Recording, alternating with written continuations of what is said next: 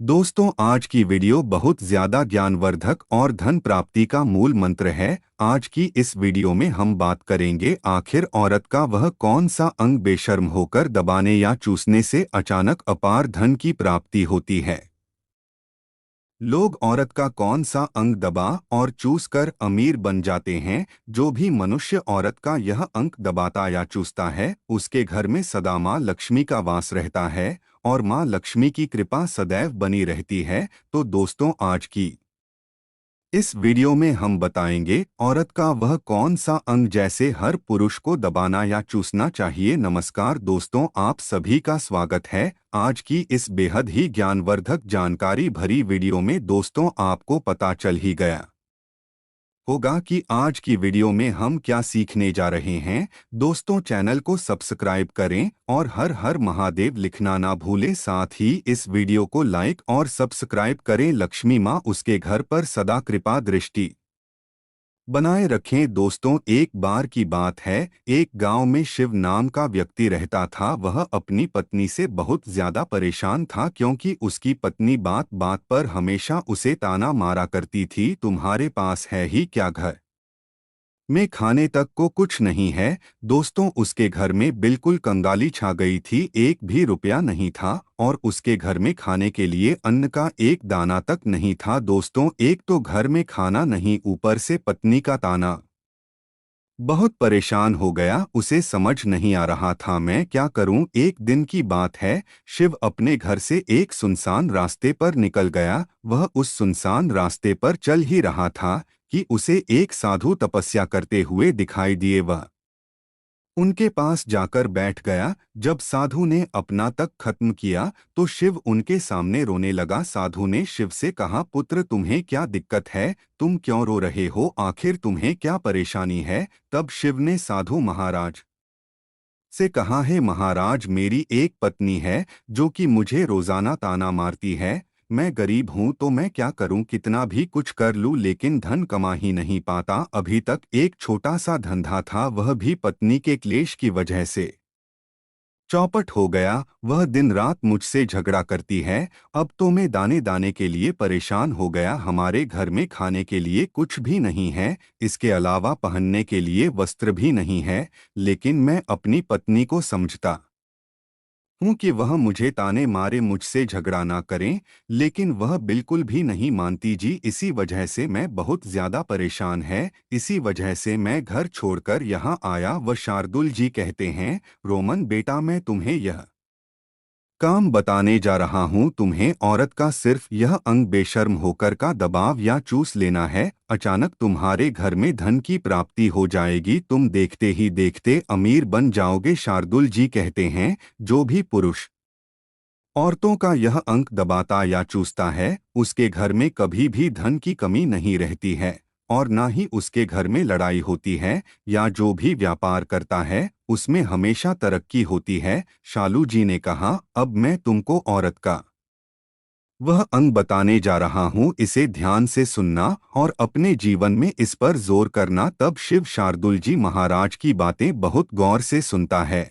और कहता है, जितना जल्दी हो सके मुझे यह बता दो। दोस्तों, तभी शार्दुल जी महाराज उस आदमी को एक कहानी सुनाते हैं और जाते हैं। एक नगर में एक किसान रहता था। उसके बहुत सारे खेत थे जिस पर वह दिन रात मेहनत करता था। उसके घर में किसान और उसकी पत्नी रहा करते थे। उस किसान और उसकी पत्नी ने आपस में बहुत ज्यादा प्रेम था। उसके घर में किसी भी प्रकार की लड़ाई झगड़ा या क्लेश नहीं होता था। इसी वजह से उसके घर में सदैव माँ लक्ष्मी का वास रहता था और उसके खेतों में इतनी ज्यादा पैदावार होती थी कि वह दिन प्रतिदिन और अमीर होता जा रहा था। उस किसान और उसकी पत्नी ने इतना प्रेम था कि आसपास के लोग उन्हें देखकर जल जाया करते थे। धीरे धीरे उसके पूरे गांव के लोग जान गए, किसान और उसकी पत्नी में बहुत ज्यादा प्रेम है। धीरे धीरे यह बात उस नगर के राजा तक पहुंच गए। दोस्तों, किसान और उसकी पत्नी के बाद जब राजा के पास पहुंचती है तो राजा भी उसके प्रेम की काफी ज्यादा तारीफ करते हैं। वह सभी से बताते हैं कि हमारे नगर में एक किसान और उसकी पत्नी रहते हैं, जिनमें कभी भी लड़ाई झगड़े नहीं होते हैं। उन दोनों में आपस में इतना प्रेम है कि मैंने ऐसा अपनी जिंदगी में कभी भी नहीं देखा। एक बार की बात है, राजा पूरे नगर में ढिंढोरा पिटवाते हैं कि इस नगर में ने भी लोग हैं, वह सभी अपने घर में घी का दिया जलाए गया। राजा की पत्नी पूछती है कि आप ऐसा क्यों कर रहे हैं, सबके घर में घी का दिया क्यों जलवा रहे हैं। राजा अपनी पत्नी की बात सुनकर कहते हैं, दीपक प्रेम की निशानी होता है। जिसके घर में घी का दीपक जलता है, उसके घर में सदैव प्रेम बना रहता है। और मैं चाहता हूं कि जो प्रेम किसान और उसकी पत्नी के घर में है, वह हमारे पूरे नगर में रहे, पति और पत्नी के बीच। इसीलिए मैं हर घर में दीपक जलाना चाहता हूँ। दोस्तों, राजा के सैनिक जाते हैं और हर जगह नगर में ध्वनि पीट देते हैं और कहते हैं, सभी के घर में रात भर घी का दीपक जलाना चाहिए। दोस्तों, राजा की बात मानकर सभी नगर वासी अपने घर में दीपक जला देते हैं। लेकिन जैसे ही आधी रात होती है, सभी के घर के दीपक भूल जाते हैं, लेकिन किसान के घर का दीपक वैसे ही चलता रहता है। दोस्तों, दीपक हमेशा किसान की पत्नी दी थी, लेकिन उसकी बात नहीं मानती थी। वह हमेशा अपनी मनमानी करती थी, उसका जो भी मन करता था वह वही काम करती थी। लेकिन किसान को इस बात से कोई भी दिक्कत नहीं होती थी, क्योंकि किसान बहुत समझदार था। किसान सोचता था, यदि मैं अपनी पत्नी को रोक टोक करूंगा तो घर में बेवजह ही लड़ाई झगड़ा होंगे। इसी वजह से कई चीजें किसान अपनी पत्नी की ये बातें अनदेखा करता था। किसी इस वजह से अनदेखा करता था कि उसके घर में प्रेम बना रहे। राजा अपने महल में छोड़कर पूरे नगर का नजारा देख रहे थे। उन्होंने देखा कि सारे नगर में किसी के घर में दीपक नहीं चल रहा है, लेकिन किसान के घर में दीपक जल रहा है।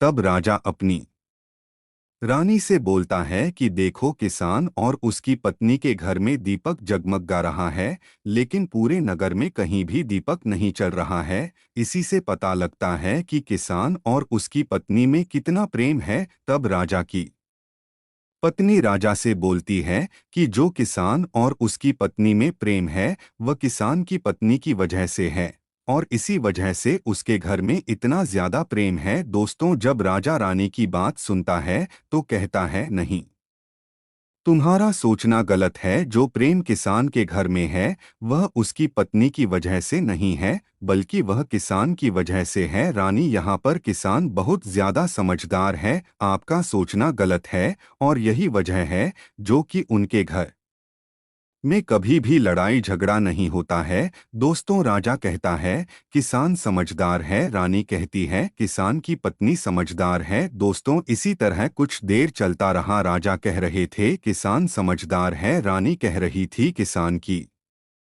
पत्नी समझदार है। इसी बात को लेकर राजा और रानी के बीच काफी झगड़ा हो गया। इसके बाद रानी ने राजा की दाढ़ी उखाड़ ली और राजा ने रानी को उठाकर पटक दिया। इसके बाद राजा कहता है, हम लोगों को झगड़ा करने की जरूरत नहीं है, क्यों ना हम किसान और उसकी पत्नी की परीक्षा ले लें। सारा दूध का दूध और पानी का पानी हो जाएगा। लड़ाई करने के बाद इस बात पर राजा और रानी दोनों सहमत हो गए और दोनों की परीक्षा लेने के लिए तैयार हो जाते हैं। तब राजा अपने महल में जाता है और एक पुरुष सैनिक को बुलाता है और पुरुष सैनिक से बोलता है कि तुम किसान के पास जाओ और जो प्रश्न मैं तुमसे बोल रहा हूँ वह तुम किसान को बोल देना। वह पुरुष सैनिक बोलता है, ठीक है महाराज। वह पुरुष सैनिक राजा की बात सुनकर किसान के पास जाता है। उस समय किसान की पत्नी खेतों में गई थी, लेकिन किसान की कुछ तबीयत ठीक नहीं थी, इस वजह से वह खेतों पर नहीं गया था। इस समय पूर्व सैनिक किसान के घर पहुंच जाता है और किसान से कहता है, मैं राज दरबार से आया हूं, राजा साहब ने मुझे भेजा है। दोस्तों, किसान कहता है, बताइए मैं आपकी क्या सेवा कर सकता। आप बैठ जाइए, मैं आपके लिए पानी लेकर आता हूँ। तब वह सैनिक बोलता है कि नहीं, तुम कुछ भी मत लाओ, मैं राजा का सैनिक है, बस आपके पास राजा का समाचार लेकर आया हूँ। तब किसान कहता है, ठीक है सैनिक, आप मुझे बताओ, राजा साहब ने मेरे लिए क्या समाचार भेजा है। सैनिक कहता है, किसान राजा साहब ने या बोला है कि यदि तुम अपनी पत्नी को छोड़ देते हो तो राजा जी आपको बहुत सारे हीरे जवाहरात और साथ में तुम्हारे जमीन से 2 गुना ज्यादा जमीन राजा जी आपको गिफ्ट में देंगे। इसके अलावा राजमहल का आधा हिस्सा भी आपको दिया जाएगा। लेकिन जो किसान ने जवाब दिया वह सुनने लायक है। किसान ने कहा, राजा जी अपना पूरा राजमहल मुझे क्यों न दे दे, लेकिन मैं अपनी पत्नी को नहीं छोड़ूंगा, जाओ और अपने राजा से। तो किसान ने ऐसा कहा है। सैनिक जाता है और राजा को सारी बातें बताता है। इस समय रानी वहां पर सैनिक की बात सुन रही थी। सुनने के बाद रानी ने कहा, आपने किसान की तो परीक्षा ले ली, लेकिन किसान की पत्नी की परीक्षा नहीं ली है। इस तरह से हम कैसे पता कर सकते हैं कि कौन समझदार है? इसके बाद रानी ने कहा, अब मैं भी किसान की पत्नी की परीक्षा लेना चाहती हूँ। जब दोनों की परीक्षा हो जाएगी तभी पता चलेगा कि कौन समझदार है। फिर रानी ने भी एक सैनिक बुलाया और कहा कि मेरी बात किसान की पत्नी को बोलना और याद रखना, यह बात तभी बताना जब किसान वहां पर ना हो। सैनिक ने पूछा कि रानी क्या बात बतानी है, वह तो बताओ। तो रानी ने सैनिक को सारी बात बता दी। सैनिक किसान के घर जाता है और उसके घर में आवाज लगाता है तो उसके घर से किसान की पत्नी निकलकर आती है और कहती है, बताओ क्या हुआ, क्यों ढिंढोरा पीट रहे हो? तो सैनिक ने कहा कि राजमहल से आया हूँ, मुझे रानी ने भेजा है। किसान की पत्नी ने कहा, बताओ किस लिए आए हो? तब सैनिक ने कहा, रानी ने बोला है यदि तुम अपने पति किसान को मार देती हो तो आपको बहुत सारे हीरे जवाहरात रानी आपको देंगे और साथ में राजमहल का आधा हिस्सा भी आपको मिलेगा। इसके अलावा जितनी भी आपकी जमीन है वह तो आपकी रहेगी, लेकिन उसकी 2 गुना जमीन भी रानी आपको देगी। यह बात सुनकर किसान की पत्नी तैयार हो जाती है, कहती है, ठीक है, यदि मुझे इतना कुछ रानी साहिबा देंगे तो मुझे मंजूर है, मैं अपने पति को मार दूंगा। तब सैनिक पूछता है